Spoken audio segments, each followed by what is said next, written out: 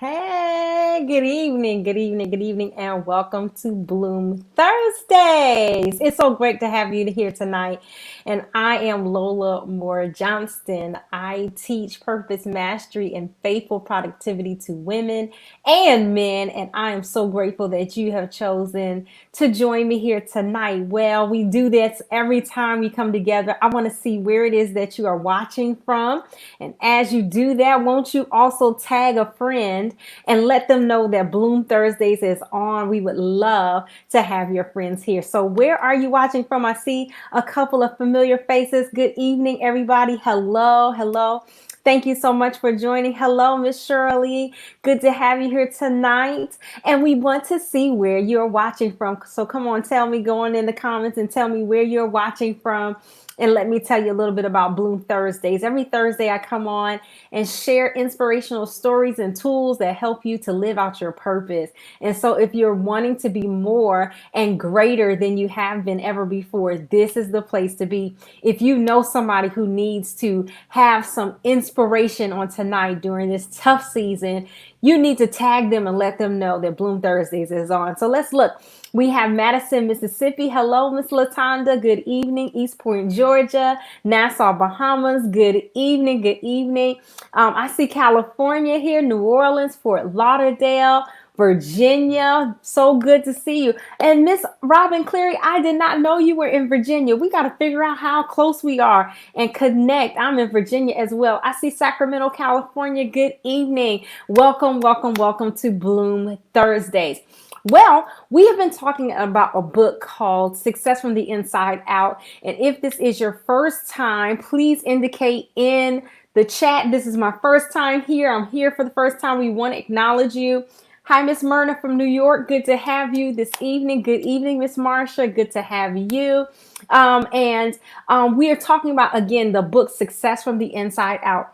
It's a book by Nona Jones. And as you are tagging your friends and as you are collecting people to make sure that they come for this this very important discussion, I want to share with you who might be here the first time what it is that we've been reading for the last few weeks. I wrote the book Success from the Inside Out because as a survivor of childhood physical and sexual abuse, I was told for so many years that I didn't matter and I didn't have value.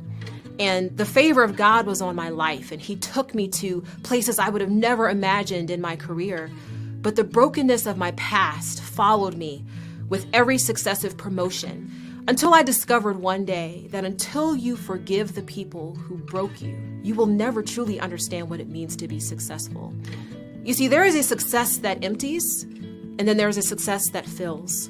And the only way that you can have a success that fills you is when you remember that God created you with purpose, no matter what title you wear, no matter what car you drive. And I hope that you will enjoy this book because it truly is my story of faith, forgiveness, and redemption. God has a purpose and a plan for your life, and I'm a testimony to that fact. So that's the book that we've been reading, Success from the Inside Out. And I certainly hope that if you have read it, that you understand from a brand new perspective that God has a purpose and a plan for your life. No matter what it is that you've experienced, no matter where you've been, God can still make something beautiful out of you. Oh, hello, Ms. Jackson. This is her first time. Good evening, Ms. Jackson. Good to have you. And good evening to those who have been here before. I see some new names, new faces. Hi, Natasha. Good evening. Hello, Lisa. Good to see you. Marsha, Lisa Young. Good evening. And to Monica McCoy, just good evening. And she's watching from New Jersey, my home state. So she's already good people, I already know. All right, so we're looking at Success from the Inside Out. And last week, we went through the backstory of Nona, talking about her history of childhood sexual abuse and learning that God actually preserved her and kept her through all of that. We learned through reading the book, in about chapter 4 is where we are now, that in the 6th grade that she went to church for the first time and was introduced to a healthy community of people who actually showed her what and modeled for her what healthy family was. And for many of us, although some of us have some challenges with the church, my experience as well was that being around church introduced me to a new way of life. A new way of life where I was experiencing travel, where I experienced people who had had different educational levels. And it's incredible to me how God has used the church, a place where many people have been wounded and hurt. Absolutely. You know, we don't take anything away from the fact that there have been people who have experienced abuse and who have been mistreated by church. But on the other hand, there are so many people who have had an experience with church that has been redeeming, an experience that has shown them a new way of life, to have access to people who operate in a different level. And maybe you may be one of those people who your connection with the church actually proved to be a blessing in some ways. And I'm that person as well. Nona is introduced to the Lord and introduced to healthy communities through the church, and as well as her connection in school where people figure out that she's gifted, she begins to have an experience that is completely different than the one that is set for her at home.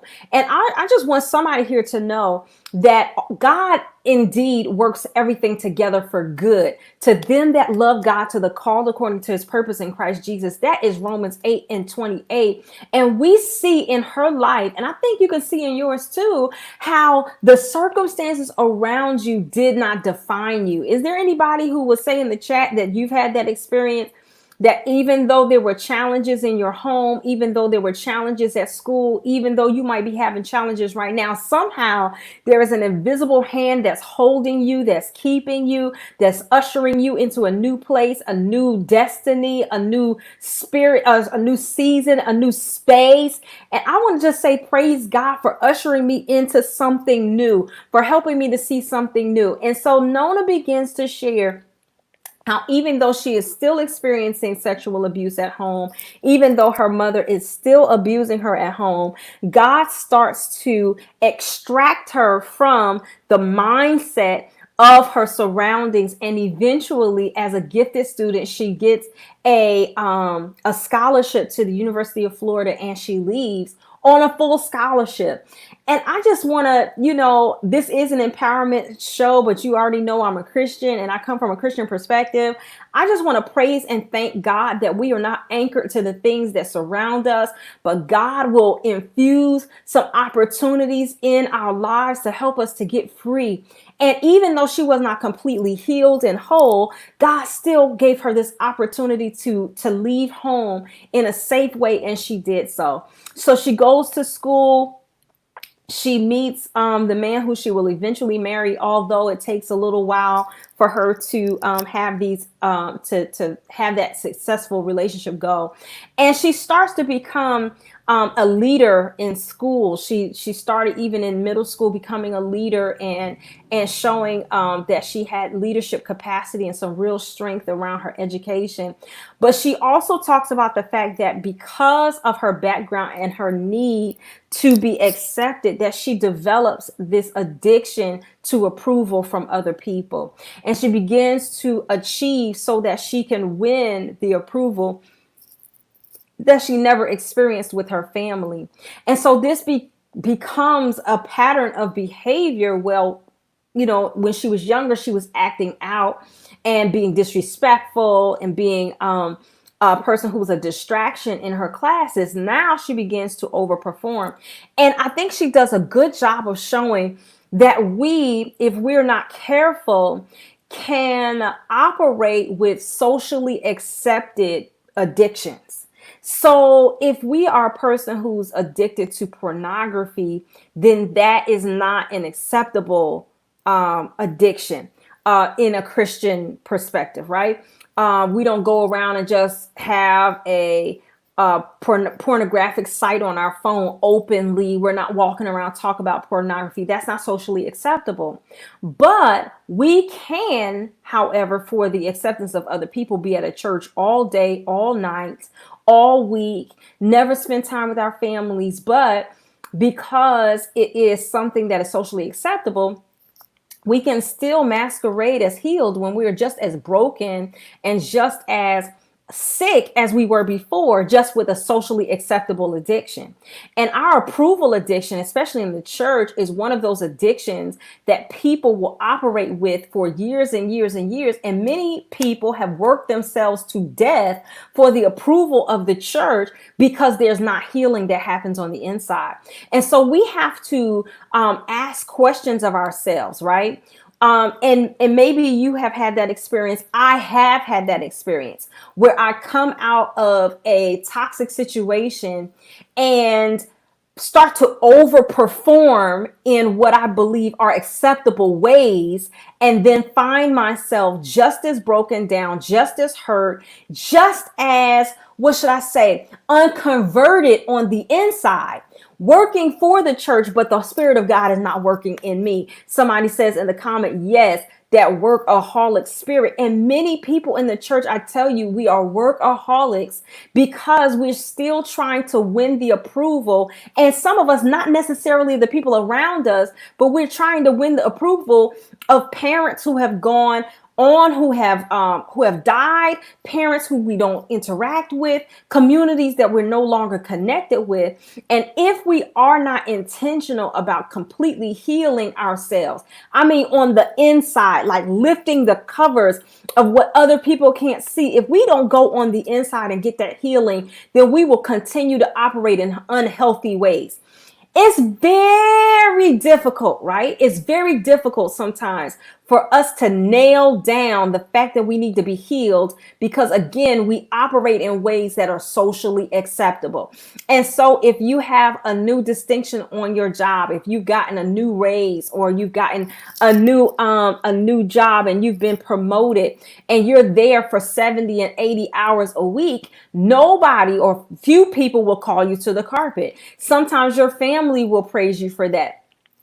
Even though you're not taking care of yourself, you're not spending time with your children or your spouse, people will celebrate that. But we have to be radically looking over our lives for the ways in which our hurt and our dysfunction is being masked. So tonight, I want you to ask yourself a question. If there are socially acceptable behaviors that are addictions in your life, masking your brokenness, what is it that is masking your need for healing tonight? Maybe it's the fact that you are a workaholic and you make great money and you've been a part of great organizations and you are the most valuable person on your job, but you are still broken and sick. It might be a social media addiction where you can't put your phone down for 30 seconds without wondering if somebody is calling. Now, you know, when you pick up your phone, nobody's calling you, nobody's texting you, nobody is looking for you, but you can't put your phone down. And you're consistently looking through Facebook and looking through Instagram and looking through TikTok and looking through all of these other different platforms, watching other people live, and you are chained to your phone. That is an addiction that is masking a need for genuine connection. You're actually using the phone as an intimate partner. So you have to look at that and you have to say, what is broken on the inside that makes me unable to leave my phone alone? Some of us, and there's a few of us who are a part of that program, some of us have a food addiction. And people will look at us and talk about the fact that we don't look attractive if we are a certain amount of pounds overweight. But very few of us are in a space to actually do a radical inventory of the feelings that are going on inside, why we comfort ourselves with food. Why is it that we find ourselves eating when we don't feel good? Why is it that we can't articulate how we feel? And Nona here talks about the fact that she was masking her brokenness through work. She was masking her brokenness through achievement. And she was masking her brokenness in a way that nobody was going to check. And so she went through her middle school years and her high school years achieving well. She gets a a scholarship to go to school. She is actually a person who is doing well in school, and she goes to another job, a job like directly out of school, and she is so bent like on demonstrating that she is a valuable person, that she signs up for a job that she is not qualified for. And that's the part of the book that's intriguing for me, because I'm like, how is she going to do this, right? How is she going to figure this out? So she goes to this job, and as she goes to this job, she has to figure out how to how to actually perform in a way that was going to make sense at this job that she was not qualified for. She writes this letter. I mean, she's ambitious. The girl is sharp, and she's a person who's come out of school. I mean, she's doing a good job, but she gets into a job that she is not qualified for. Have you ever been in that position where you just want to get selected, right? You just want to know that you're in the seat. You don't really have a plan for what's going to happen after you get in the seat. You don't really know what the real weight of the job is going to be. You just want to know that you were selected. And I feel like that's where she was. And so she talks about this blueprint of success that comes after this idea of success versus good success. And so she talks about in chapter 7, success versus good success. And she talks about her job or her high school work, and she has a 4.0 in class and stuff like that. And she starts to be a public speaker and all of this kind of stuff. She even has her introduction to ministry that happens when she's 16 years old. She preaches her first sermon. Her mother comes to see her. But it's very interesting that her mother, even though she preaches a good sermon, she introduces her mother to the church, and her mother feels embarrassed, and she still has this emptiness on the inside because the one person who she wants to accept her, the one person who she's hoping will applaud her for one time in life, the one time that she's doing something that's positive, her mother is not feeling her. So she makes a statement here that was very, very interesting, right? She says, people may think you're the greatest thing since avocado toast, but in the absence of purpose, success will leave a lingering emptiness inside. And that emptiness will drive you to pursue more achievement, only to find more emptiness on the other side of money, fame, and awards. Listen, that thing took me out. I don't know if you all see that, but she says that if you don't have a sense of purpose on the inside, that the more you achieve, the more empty you will feel. Some of you have been there before. The more you achieve, if you don't have a sense of purpose, meaning if you don't have an abiding sense that you are accomplishing something greater than yourself, if you don't know on the inside that you are actually on track to do something of significance that really means something to you, that all of the achievement that you make will lead to more emptiness. And this was interesting. I used to have a friend who talked about the fact that some of the most lonely, miserable people in the world were famous people.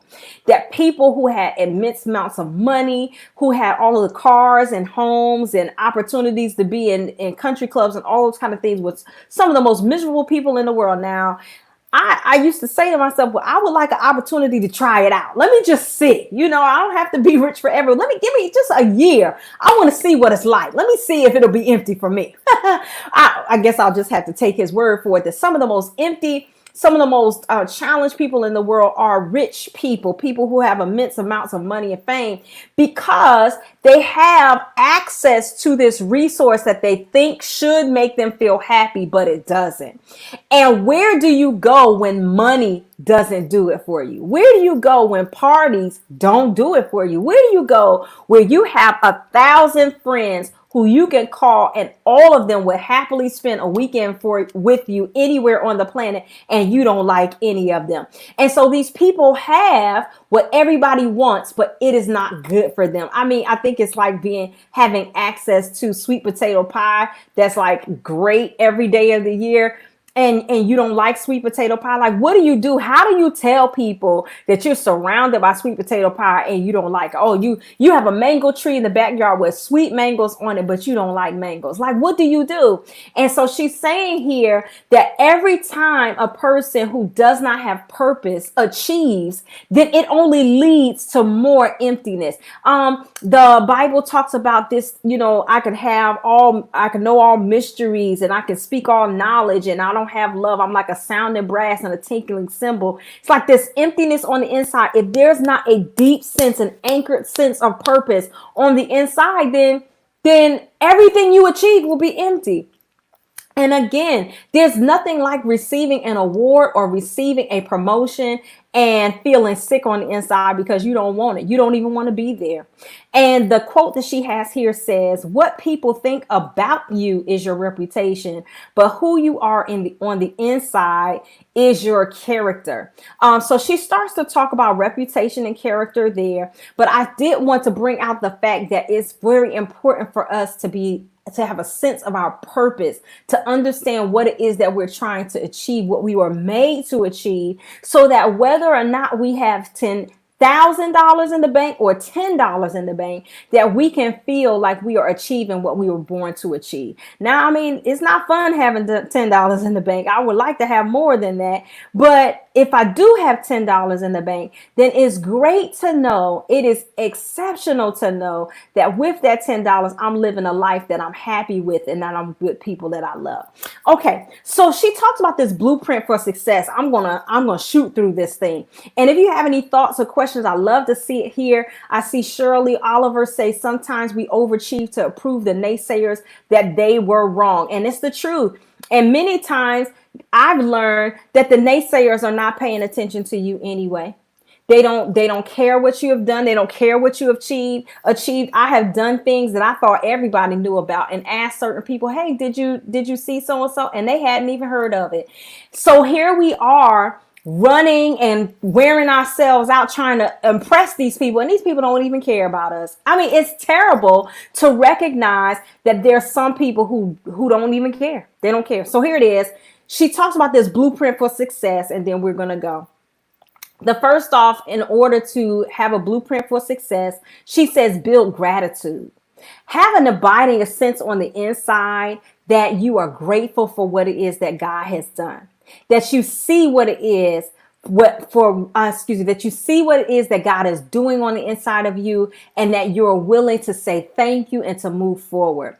She talks about the story of Joseph, man. And Joseph, Genesis chapter 50, verse 20, the word says, "You intended to harm me, but God intended it for good to accomplish what is now being done, the saving of many lives." And so when we talk about the life of Joseph, Joseph can look around at all of the things that happened to him. And when he finally has an opportunity to talk to his brothers without any of the shenanigans that he was up to, he tells them, don't even worry about it because God worked it out for good. And I'm accomplishing my purpose to save many lives. Like, what would happen if you could walk up to your abuser, to the one who mistreated you when you were a kid, and you could say to them, you know what? You did mean it for evil. It was bad, but God worked it out for good.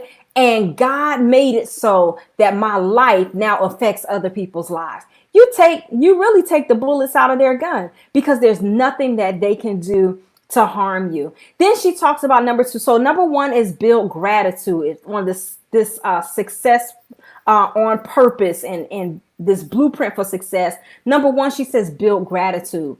Number 2, she says build character. Build character.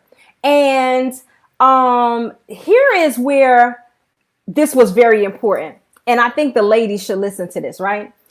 Build character. She is with a boyfriend. This man does eventually turn out to be her husband, but she's with a boyfriend, and her boyfriend is telling her that the relationship is not going to work between the two of them.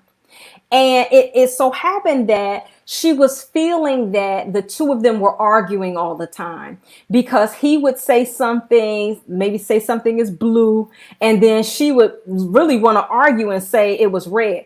What was happening is they were having these arguments because she was wanting to fight. right? She was wanting to fight. She wasn't going to run from an argument. And she felt like he would egg her on. And so she would go right in there. So she says, having grown up in an environment where I had to silently suffer through my mom's constant tirades, I vowed never to allow anyone to silence my voice again. And when it came to Tim, who is now her husband, he wouldn't only share an opinion, he would issue a decree from on high. Whether it was a matter of politics or career or faith or music, Tim would state his perspective as if it were canonized in scripture. And I often didn't agree with him. So I told him he was wrong often. So they would go back and forth and do all of this stuff, this argument and all this kind of stuff. And eventually he was worn out with her. Right? He was worn out because they were arguing.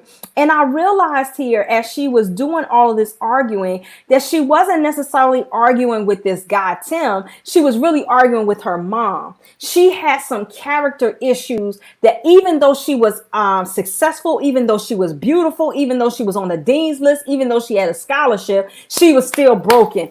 And some of us are achieving right now. We're doing really well, but those character flaws make it difficult for us to be around other people. Now, you don't have to say it's you on social media. So, you don't even have to raise your hand, but somebody out there who is a beautiful, talented, successful person, but they're horrible with people. I mean, they have some real brokenness issues. I mean, you touch them and they ready to fight. You accidentally, brush up against them. You brush their little sweater and they ready to fight because they never were healed on the inside. And this was the same thing that happened with Nona. She had this deep brokenness that made her really averse to critique. People couldn't share with her things that might have been a growth edge or something because she never healed from the abuse of her mom. And so before she could actually be great or do something that was going to be of meaning, then she had to learn how not to be so defensive. But understand this, that she was going to be defensive until she did the work to heal. And that's the same thing that I want to say to you and to me, that there are some things that are going to remain broke until we do the work to heal. There's some things about us that will not magically go away. You are not going to magically lose your fear of losing your spouse because of a parent that died early. You have to do the work to work that out. You are not going to magically become unafraid of losing everything because of a fire that took everything from you when you were 5. There's work that needs to be done. And so many of us believe that achievement and going to higher places and moving to other places will help us to get away from these issues, but you're going to have to do the work. She was not going to be happy, even though she had achieved. She was not going to be happy until she did the work. And so what it is that she was trying to, as she said in her own words, she was trying to outrun all of these things that her mother said to her and the way her mother allowed her to be abused and was complicit in her sexual abuse. She was trying to outrun that with a scholarship and outrun that with a diploma. But listen, a diploma does not fix that stuff. And so this is what we have to understand, that we are doing things that are great, but will not fix the brokenness on the inside. And I hope that you understand. And if you have any questions or anything, please put them in the chat. But understand that there's a brokenness on the inside that cannot be fixed by achievement. In fact, achievement will place you in scenarios that make you more vulnerable so that those spaces are opened up where you are actually, look, if you, with the brokenness that you have, are placed on stage, then now rather than the 1 or 2 people in your house who, critique you every now and again, who say, oh, that lipstick might not look so good. Oh, I don't like your haircut. You could probably use another perfume that's too strong. Now you got 10,000 people who have access to your life. Man, I'm looking at Nick Cannon and he does this interview.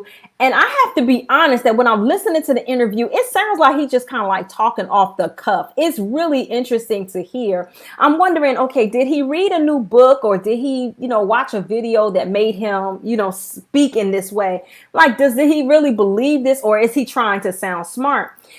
Now, the issue is when he airs the interview, and Viacom hears what he has to say, they fire him. But rather than standing by his convictions about the weird stuff he was saying, which again is not, Your conviction is your conviction. But he doesn't stand by his conviction. He apologizes, walks immediately back from what he is saying, and then continues as the host for the Masked Singer. The question is, can we withstand that kind of scrutiny? Apparently, he could not. Okay. But understand that fame and being in these spaces mean that everything that you say is scrutinized. Some of us go crazy if a person does not like a post that we made on Facebook. I mean, we arguing all day, all night. Our blood pressure is high. We ready to, I saw a post one time where somebody actually wanted to meet somebody else and fight them because of some words that had been exchanged on Facebook. They were literally disagreeing about a subject, not talking about nobody mama. They're not talking about nobody wife. They disagreeing about a subject, a discussion point, and the man wanted to go fight. That's some mental issues. And so the thing is that social media exposes us to these places where our feelings are vulnerably or are placed out and made vulnerable. And many of us cannot take that. So watch, if you can't take the 50 Facebook friends that you have disagreeing with you, then how would you take the National Enquirer or the New York Post getting a hold of something that you said and all of that attention being trained on you? Many of us would jump right out the window of a moving car because we can't handle it.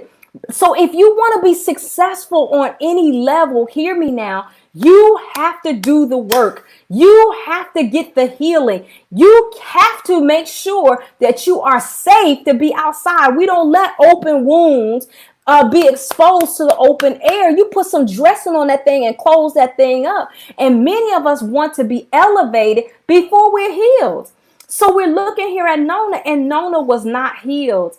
And so because she was not healed, she could not keep a relationship. She realized that she was not going to be successful until she did the work. She could not withstand criticism, and so she was not going to be okay. So here's a quote here. When we feel the need to defend ourselves, it means we feel there is something to lose. So I want you to also ask yourself this question. Where are the places where you feel the need to defend yourself? Like, where are the places where people say something to you and you ready to fight? Your blood is start boiling, your heart start pumping. We have these spaces. Where are those places where you are ready to fight somebody? I mean, where you dig in your heels and you have your fists up because you're ready to go. And those places are places that are vulnerable for us. And many of us, we probably do get in there and fight either verbally or physically and never really deal with it. But I want you to just do a little bit of inventory over your life over the next maybe week or so and see if there are areas where you are ready to fight. Where you're ready to fight. You know where I'm ready to fight? Where people suggest in one way or the other that I should be quiet, that I should not share what it is that I think or feel. That's where I'm ready to fight. Oh man, you want to fight me? Tell me to shut up. Oh my God, I'm ready. Because I have been told that, when I was younger, because I was a very verbose person, but that's the way that I articulated my personhood. So in a sense, for me, when I'm told to be quiet, then I feel like I'm being voided or invalidated, and I don't play that. But that's an area of brokenness that needs to be healed in me, because that person, whoever's telling me to be quiet, does not determine my personhood. When I'm ready to fight, I'm giving that person too much power. I believe that there's a way in which they have determined that I'm not valid, that I'm not able to stand in this moment. And who are they? Who are they? But it's just a place where I need to be healed. Okay, so here we go. She also, so we talk about here where we can't achieve ourselves out of vulnerable places. Excuse me. We have to do the work to heal. Okay. So next, she says you have to build work ethic. This is my favorite chapter of the book. She says lots of stuff all over, but this is my favorite chapter of the book. Okay. Build work ethic. I think many of us needed this chapter because this is the part that we don't necessarily get from home, because although people say work hard, you can get in there and get elbow grease, you know how to actually get in and do hard work. But the question that I have is not, doing hard work. I'm a workhorse. The question that I have had is what to do. What do I need to be working hard at? So she starts talking about this new job that she gets here at an insurance company. And she gets or she hears a job. There's a job that's available for her, and she does that job and learns that there's a much bigger job that's available. She gets in that job, and I'm paraphrasing because we don't have a whole lot of time. She gets in that job and she realizes that she is out of her depth. And so she's scrambling, trying to, figure out what to do. And a person actually takes interest in her, a coworker takes interest in her and starts to talk to her about how she can actually fit herself for this job. And this is where a lot of people need to kind of give it a try, right? So I want to look, she talks to this man, I'm looking here. She talks to this other woman who's a part of her team, and the woman starts to talk to her because she realizes that Nona is out of her job, right? Or she's out of her depth. And when that happens, she says that the lady extends to her some advice that she needs, right? So she tells Nona to start to pull out books that actually show her all of the data points that are part of their work. She tells her to read several books that help her to learn leadership and organizational culture. And then she has a mentor who's a part of her life. So she tells her also that before they go to a meeting, read everything that is a part of that meeting. Make sure that there's no document that's a part of that meeting that she has not read. Make sure that she knows everything that she needs to know about that job. And that is something that when I was reading it, I was like, man, nobody has ever said that to me. But I realized that a part of the challenge that we have is that we will feel overwhelmed by a situation, but not really dig in to get the information needed in order to fit ourselves for our scenario. So the fact that Google exists means that there is no information needed on this planet that you cannot have access to. I learned, I was doing an academic paper, and Lord have mercy, writing is like kryptonite to me. I'm praying for the victory, but I don't like it. I do not like academic writing. And I realized that I was letting academic writing overwhelm me because I had not given myself permission to use the mechanisms available to me to actually get academic writing under my belt. And this is what I mean.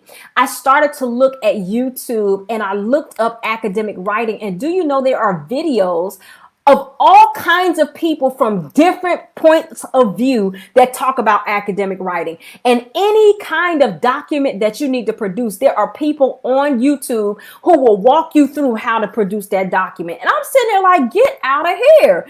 They will tell you where to look. They tell you how to do the research. They tell you how much time to use for the research. They even have little things that you can download in order to organize your writing so that you can move forward. And I'm saying, how did I miss that? I missed it because I did not do the legwork that I should do to prepare myself. So let me say this to you. Nona had this woman on her job who helped her as a mentor to kind of dig in and get her feet under her. But for many of us, our mentor has not appeared yet because we don't show enough promise yet for that mentor to show up. And so in the space between having it together and where you are right now, I want to ask you to do the research and the legwork that is necessary in order to get to the next level of information in your particular fields. If you feel called to something, there is a video, there is a document, there is some kind of resource that already exists that will allow you to be able to figure out what it is that you want to do. But you have to do the legwork. You have to invest in yourself. You have to take the time. It may mean that you're waking up super early. It may mean that you're going to bed super late. So I went through a slump today, okay? Because there's something that I'm trying to get done and I don't know how to do it. I don't know how to do it. And so I talked to someone on the phone who I believed could help me to be able to do it, but I can't afford the help that this person provides. And so I found myself like really down. Like, I know I need this information. I know if I had this information that I would be, man, I would shoot to the next level of, I mean, y'all would see my name in lights if I could just figure this thing out, if I can get this thing accomplished. But I don't know how to do it, and I cannot afford the help of the people who could help or who know how to get it done. So my husband says to me, and it's something that we have to all understand. He says, trust that God will show you how to get it done. Trust that God will lead you to the information. And I'm saying, oh man, yes, I do trust that God will lead me to the information. I kind of need him to also lead me to the money to afford these people. But I realized that as I sat down, I had this real desire in my heart to get that question answered. And God started to remind me of people who I knew who worked in that field. They don't have all of the answers, but they at least could get me one step closer. And so the thing that I'm encouraging you, if there is a place, a space of ignorance for you, a space where you don't know how to get from one space to another, do not allow yourself to stall in front of that space. Don't allow yourself to punk out. Yes, I said punk out, excuse me. To punk out of what God has called you to because of that space. Do the work. Figure it out. Buy the book. Rent the book. In my library in this area, I learned that the library allows you to be able to not only borrow physical books, you can actually borrow audible books. You can have an audible book on your iPad that you can listen to for free. Rent the book. Borrow the book. Borrow the audio file. Get the information. Pray and ask for wisdom and discernment. Take notes. Look at TED Talks. Whatever you have to do, get the information. And when you go a little bit, you do what you can with the little bit you have. I promise you, you will find the rest. So she also talks about this chapter 11. I'm moving. She says, build curiosity. Now, this is the other part that I fail in because I figure, if the space is there, well, it's not for me to figure it out. And can I speak to somebody who's emotionally tired tonight? I hope this is meaningful for you. I don't know if this is meaningful. I hope it's meaningful for you. Many of us have so little bandwidth because of the issues in our lives that we don't have the space to be curious. I still do this today, where there are questions that people will ask and I'm like, I don't know. I don't look for it. I'm not interested because I have developed a response that is conserving mental and emotional energy so that I don't build curiosity. But we have to learn how to build curiosity. We have to learn how to ask questions. We have to learn how to sit and seek answers because many of us are stalled and stymied again before those spaces, those dark places in our lives. And I'm telling you, if we just figured out that one dark space, if we could just go over that one little brook that's separating us from this level to the next level, many of us would catapult into a whole new lifestyle, a whole new tax bracket. If we just built curiosity, if we ask more questions, if we just tried to figure out what is it that this is, what is it that, how do I get from here to there? What is it that I need to do? Who can I ask? What can I watch? Building information. You would be surprised if we just built curiosity, if we just ask questions, how much value there could be in there. So, it's just really just really interesting how when we are emotionally tired and spent, we don't ask questions. When we are emotionally spent, we don't ask questions. We don't have time for those kind of questions. We just trying to make it. We just trying to survive. But God has not built us to survive. God has built us to thrive. And so what we have to do, this is not in the book, but I just want to drop this off for you. I got a couple of minutes. We have to minimize unnecessary stress so that we can maximize our bandwidth. We have to minimize unnecessary stress so we can maximize our bandwidth. Some of us, the stress that is generated from watching Greenleaf, from watching The Real Housewives, from watching Love and Hip Hop, that stress is taking up emotional bandwidth that you need to get to the next level. Can I say it again? The stress that you build up by watching the stories. We were talking about, my husband and I were talking about Victor Newman. They said that's the one who invented entanglements. But the stress that we experience watching those things and thinking about those things, that it takes up necessarily bandwidth. And so if you already have a whole lot going on in your life, I want to share with you that you probably are the last person that needs to be on social media.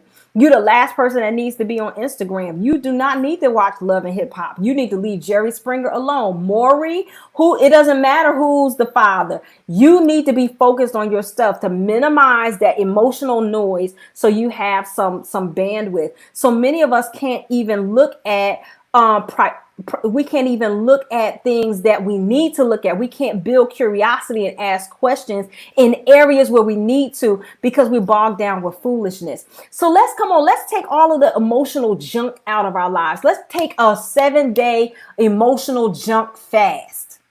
We're going to take the emotional junk fast. I was going to watch Greenleaf next week. I can separate it. I'm okay. I don't necessarily need to know all that's going to happen next week. And see how much emotional bandwidth you have just by minimizing the emotional junk. Okay, so here it is. So she's talking about the building curiosity. And it's so funny because I actually did this earlier. So I should have done it here. This is where the woman is telling her about what to do, right? All of the things she needs to be reading, all of the things that she needs to be looking at, and everything like that, taking time to read through all of these reports. And so she is mentored by one of her friends, one of the people who was in her office, and she is actually able to move forward. And there's a quote here that says, "Wisdom begins when we admit we don't have all the answers." Somebody probably needs to write that down. Wisdom begins when we admit that we don't have all the answers. And I would imagine that a lot of you here come from a similar background as I did, from an African home that's from like the African diaspora, where ignorance was frowned upon. And so you couldn't really say you don't know. You can't really show that you don't know because somebody's going to make you feel bad about it. So as adults, though, we have to learn how to be honest about what we don't know so that we can get to the end quicker.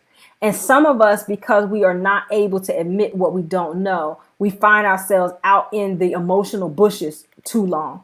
So I already talked about that. Build faith. Okay. So she starts talking about her relationship with God and how she moves forward there, and how God begins to open up opportunities for her. And she's in a job that becomes toxic. And in that job, she starts to ask God what to do about her job. And the Lord tells her to quit her job. And so she's like, "Well, I like this job. It's paying my bills. What are you talking about?" The Lord tells her to quit. And because of her faithfulness, after she quits, she gets a call from Facebook, and she receives an offer to work for them. Now, I don't know how much she's making, but I know Facebook whew, if she's directed for anything at Facebook, that sister is paid. And the Lord actually creates this crazy scenario where she's living in Florida. She's supposed to move to California. They don't require that from her. She's working from Florida at Facebook, which is headquartered in Sacramento. And now she is the head of faith partnerships for Facebook. So I was just sitting here like, man, God, I mean, that was a whopper of a job, and she had done some great work before, but the door opened for her as a result of her faithfulness.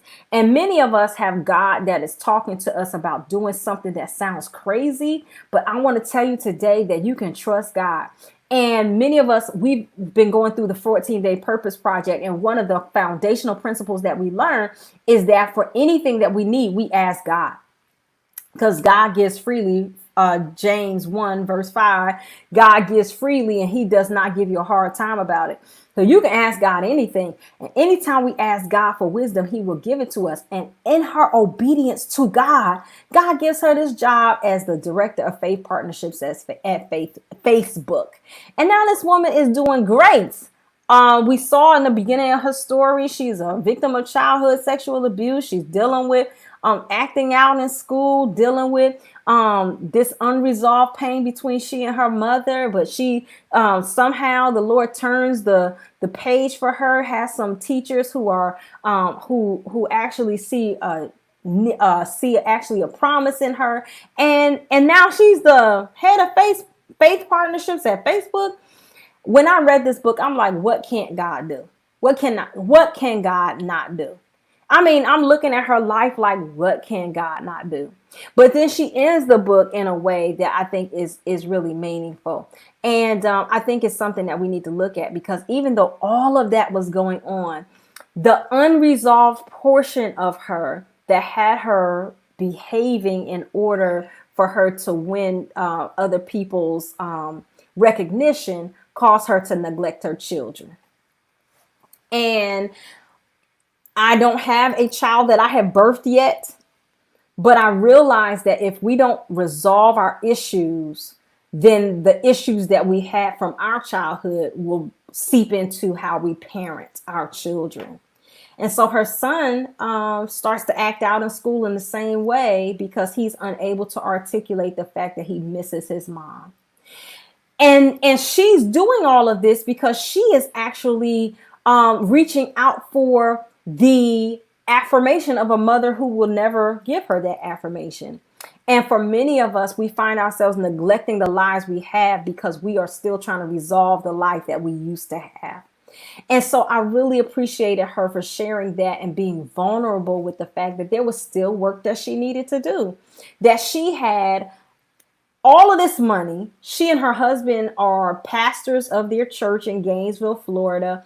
She is the director of faith partnerships at Facebook. She travels all over the world. Her book has a foreword by Christine Caine. She has preached in virtually every one of the major pulpits in this country, but her unresolved issues caused her to neglect her kids. And the same will be happening with you and me when we become who it is that we want to become if we have not dealt with our issues on the inside. So she talks about this success from the inside out, because it's not enough for you to be on the platforms. It's not enough for you to have the accolades.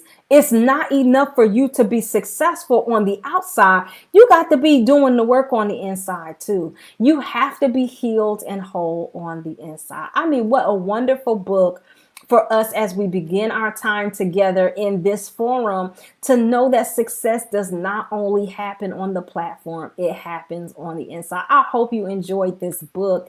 I hope you did. And I pray that it's been a blessing to you. If you have not read the book yet, it is Success from the Inside Out by Nona Jones. I want to introduce a new book to you that we're going to start reading in August, but I have the promo here, and I think that it's going to be a wonderful blessing to you as well. We'll actually go through it in September to give you some time to go through this book, but I do want to introduce it to you. Y'all ready to see this book? Check this out. Have you ever asked yourself, why am I here? What am I really here for? It's got to be more than just success and cars and houses and even just helping people, being a mom, being married. What am I really here for? I know I asked myself that question not that long ago when I was engaged to be married and found out that my fiance was cheating on me. And I discovered this 6 days before my wedding. I don't even know now how I'm going to pay my bills because I trusted him to take care of everything. Matters of the heart is something that will certainly bring you to your knees and ask you, what am I really here for? So if you're in that place, you're not alone. Women all around the world are going through an awakening and asking the exact same question: why am I here? When we look at our lives, we see a mess. But when God looks at our lives, he sees a map. And in particular, he sees 5 stages that he wants us to go through, these 5 stages of divine reinvention. I call it the purpose map. And stage 1 is called discovery. Discovery is all about the rules, who you're supposed to be and what you need to do to become successful or be accepted. Stage 2 is the talent stage. The talent stage is all about mountain climbing and becoming a master mask wearer. This is where we identify with one of 5 mountains, whether it's motherhood or marriage or being successful. And sadly, most people, most women, and most believers will never leave and make it out of stage 2. And this is where split rock moments come in to disrupt us, to wake us up, to get us to move forward. And we enter into stage 3, which is called the gap. The gap is that in-between place. You're not where you were. You're kind of leaving your Egypt, but you're also not in your promised land. You're in transition. You're in the between. Stage 4 is gifts. This is where we find out what God really made us for, what he really put us here for. But most of us don't know our gifts. And so my job, my duty, and also my honor is to help you figure out, what are your gifts? The stage 5 of the purpose map, which is influence and legacy. And this is where God wants us. He wants you to lead and to learn how to lead in unique ways. It's about being available. It's about being exactly where God needs you, right where he needs you right now. There is a mission and it has your name on it. The question is, where are you on this purpose journey? Which stage are you in? And what is the mission that is calling to you, that awaits you, that needs only you to be able to answer? But you have to believe bigger in order to accept it. So there it is, Believe Bigger by Marshawn Evans Daniels. And that's going to be our next book that we'll read for August. Until then, if you need to catch up with Success from the Inside Out, you can look at that at Nona Jones /book. We are reading these books that help us in order to accomplish and to see what our divine purpose is. Well, it's 8:58 here in the East Coast, which means that it's time for me to go. And I want to say thank you so much for joining me tonight and for helping me to live out my purpose. I would love to hear what would be meaningful for you. If there's anybody who you would love to see on this platform, anybody you'd love for me to interview, or a subject that you would like to talk about, please, I'd love to hear from you. Just hit me in the DM and let me know that. If you have not subscribed to our YouTube page or our Facebook page, wherever you are, make sure you do that. And we will see you again on next week at Bloom Thursdays. Thank you so much. Love you guys, and I'll see you again. Have a good night.